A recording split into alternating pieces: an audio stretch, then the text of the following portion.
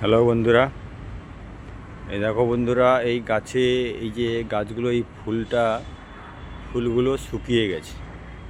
তো এই ফুলটা যে শুকিয়ে গেছে তার জন্যে এইগুলোকে কেটে দিতে হবে। দেখো, এগুলো কেটে দিলে তাহলে এইখান থেকে ভালো ফুল আবার আবার ভালো ফুল হবে। তো এগুলো কেটে দিতে হবে। কেটে দিলে তাহলে আরও ভালো, আবার গাছটা ভালো হবে এবং ভালো ফুল হবে। তো এগুলো দেখো, এগুলো শুকিয়ে গেছে। এই যে দেখো, এগুলো শুকিয়ে গেছে।